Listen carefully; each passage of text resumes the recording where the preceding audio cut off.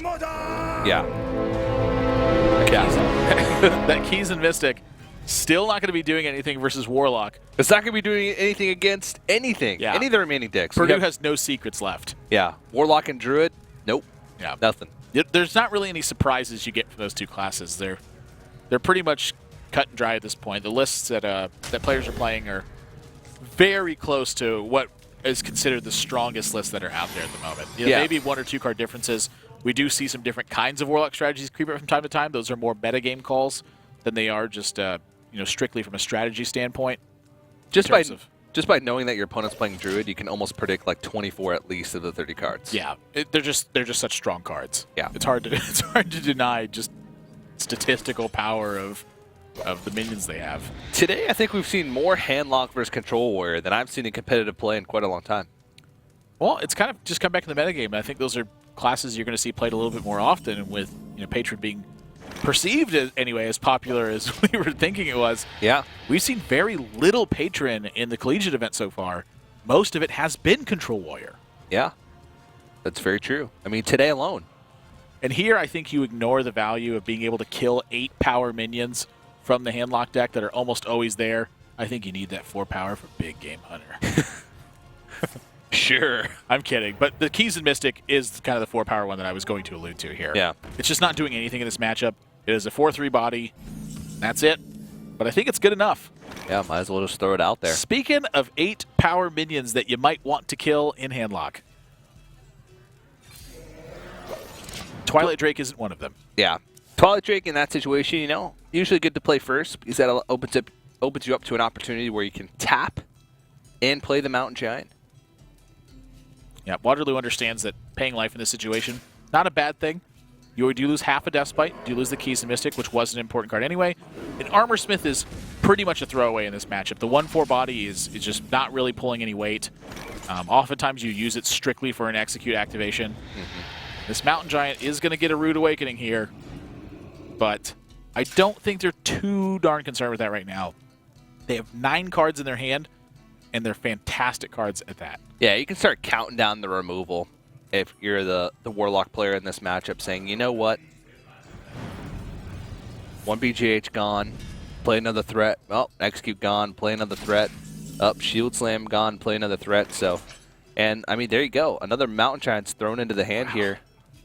And, I don't even know if they'd play it here, honestly. No, because it gets traded into by the BGH plus the Deathbite swing. So, getting that Emperor Thorsan down there, forcing him to make the decision whether or not he wants to throw the Deathbite in. Yeah, which then he can Mortal Coil the Big Game Hunter next turn. It's very likely that he throws the Deathbite in because the Shield Slams are so valuable in this matchup, to take care of the high-profile threats. Yeah. You can't always afford to keep attacking your weapons into it. And this is really, possibly one of the last turns they can actually do that. So to see them consider all of their options here, not a big surprise, but, I would venture to say they really want to get the Shield Maiden down this turn. And because of that, Deathbite is really the only way you can make that happen. Yeah. And a lot of removal being thrown in the hand.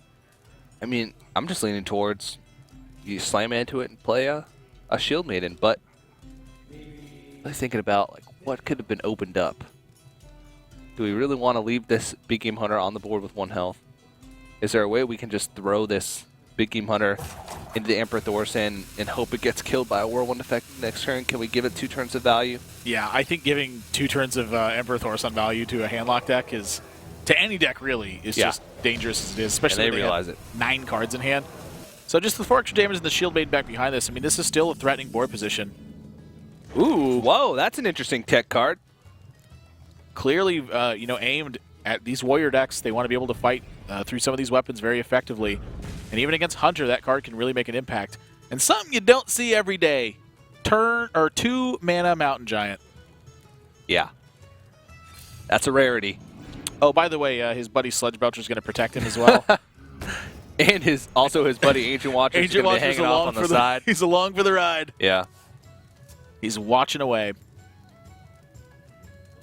Yep. Shield Slam is really the savior of this hand. Yeah. Can you imagine this hand without a Shield Slam right now? Yeah, but I mean, Waterloo's hand, look at it. There's nothing. Besides removal, there's no creatures. There's nothing to fight back for the board. I don't necessarily think that's a bad thing, though, because in this matchup, oftentimes one of your win conditions is strictly just killing everything that the handlock can play. Just taking care of all their threats. Yeah. Sounds more grim when you say it that way. Yep, that was what intention. Well, that's actually a really good pickup. That's so much armor gain. It looks like they've drawn so much of their armor gain in their first, I don't know, 15 cards here. Both shield maintenance, both shield blocks, both armor smiths. Even still, though, having to just crash through minions, Sledge Belcher does a great job at fighting the scenarios. Siphon Soul is a card that, I mean, this is like ancient history at this point. Purdue is just bringing it back. They're like, oops, I love this. This is oops, awesome. We're playing our deck list from this is like 2 years ago. This is such a great blast of the past for me. Like, yeah. What's funny, though, is that these cards are working. Like, this this is still an effective strategy. You are still playing Sludge Belchers. You still have 6/4s that leave bodies behind. Like, these are not joke cards. You can't just ignore them. Yeah. Second weapon being added to hand. It's one of the last things I venture they want to see right now. This is the point where Warrior really wants to find its big endgame minions. And I think that's what you were alluding to earlier when you said there's really nothing here. It's just a bunch of removal. And yeah, you can kill everything, but, I mean, killing everything against the handlock is really hard. The handlock has to whiff at some point in the game on threats. And Purdue, even though their hand isn't the best for threats, they're not whiffing. They got Dr. Boom. And no Brawl for Waterloo. After they play Shield Maiden, their hand is pretty much dry of creatures. Yeah, I think you just got to go with Fireworks here and hope for the best on this one. But once again, Purdue's going to continue to add threats back behind this. And they're going to be life tapping at that. And that's really the dangerous spot is not only are they continuing to get more and more threats on the board, but they're continuing to get more and more cards. So once they've extended to a point to where they have run Waterloo out of resources, they still have a handful of options. And granted, a lot of times those options, they're not too strong. It's just a lot of options. But, you only have to have the last threat. You don't have to have, the biggest, baddest threats in the game. You just have to have enough stuff to start punching through. Yeah.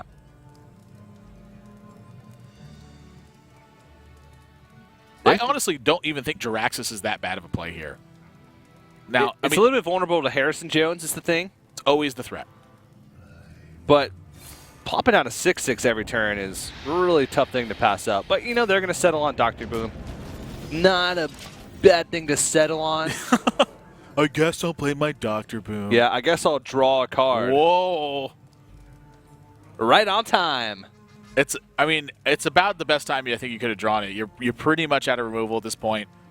Your opponent can easily start to run away with this game. The time is nigh. I think you even take your extra armor with the Armor Smith. Why not? It's probably going to die anyway. Armor Smith wins a lot of these brawls, man. Armor Smith has not won a brawl today. Not today, hasn't. Today has not been her day. Or her twin. The second Armor Smith. Yeah, well, of course. Come on! I was looking at whether they were going to take this alternative line. This definitely is something that was on the menu.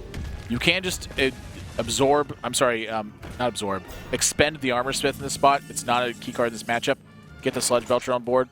Maybe with a couple of bad Boombot rolls, suddenly you have an extra 5/2 on the board to start battling with. Yeah, save Brawl for when there's bigger threats on the board, because really the only big threat in that situation was the Boom. And you have an execute for it, so wait till you got 2 Molten Giants. Wait till you got a Twilight Drake. And that Boombot definitely had a target.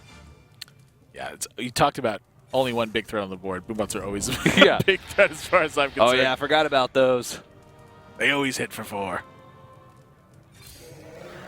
And here's the other thing, too, is Waterloo is, they don't have Gromish in their hand right now, but Purdue really has to consider the implications of that card. Oftentimes with Warrior, you'll get to these small points where it's like the last thing they have left just happens to be Gromish and Cool Taskmaster. Like, it feels like it happens so very often. Oh, man. Jeez. Probably one of the worst draws. I think that's actually the worst draw in the deck. Like, I don't think could be. Which is so funny. These cards that are so strong in the early game that you almost always want to have, at some point in the game, you look at them and they go, oh, that's the worst card in my deck. How did that happen? I love this card. You draw it on, like, turn 13. You're like, oh, no. Why is this in here? Yeah. Oh, that's right, because it wins me all those other games. So, earlier when we were talking about, like, Oh, I wish this was a Paladin Shredder and I cut core cards in my deck.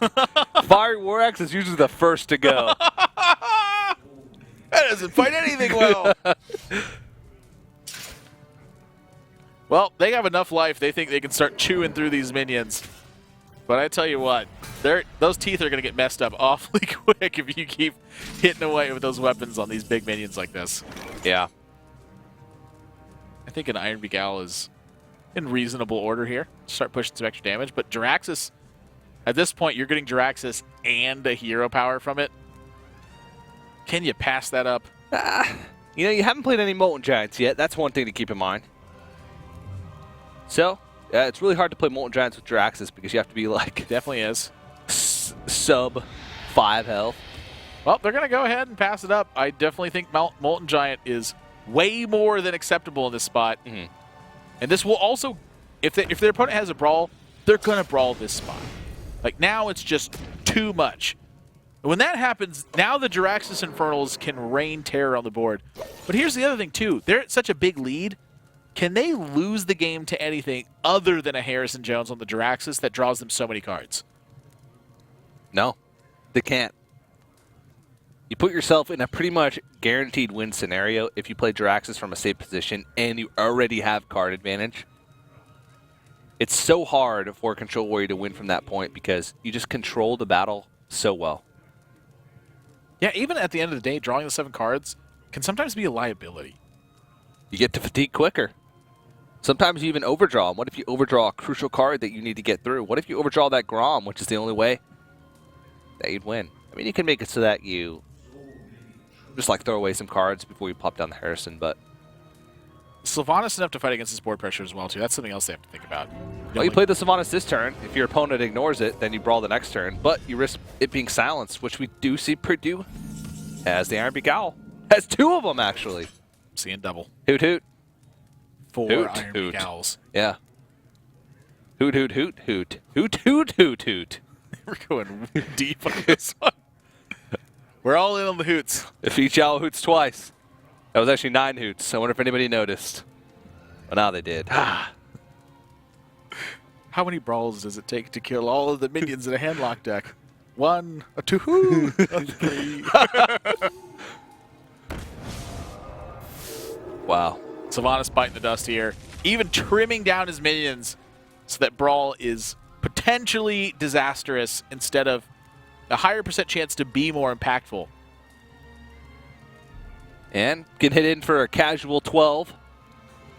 That's it. Molten Giant just wants a hug. It just hurts when he hugs you because he's made of lava and fire. Really patient play And rocks. by Purdue here. Revenge, not activated, and doesn't do much either. So the brawl has to come out here. Waterloo cannot hold on to that card anymore. What's going to come out of it? Wow, what a result Hoot, for Waterloo. He's just taking complete control. I'm the man of the hour. Like, oh, come on. We had a Molten Giant. Owl, why would you beat up my own Molten Giant? Yeah.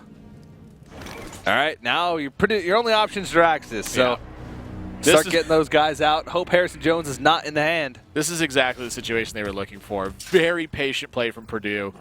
Very well calculated. Even hedging their bets against the brawl, as unlikely as it may have seemed with only 2 cards in hand. They've just read the situation so well, and they've been rewarded valiantly for it. And that shield slam is looking mighty awful right now. The revenge as well.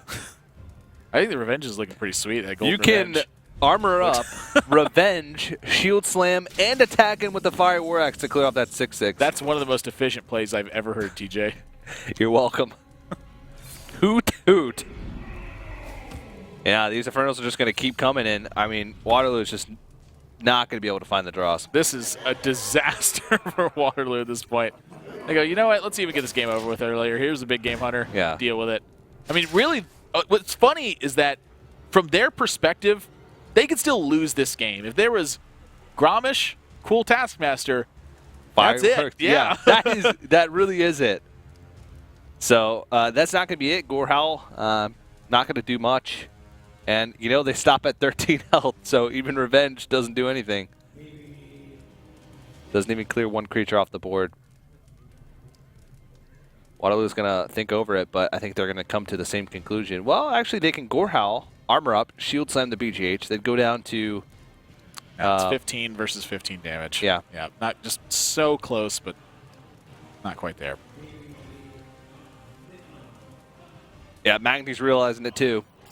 And there's the concede. And Purdue takes a 2-1 lead. Going into match point, the only deck they have remaining is a Druid. Yep.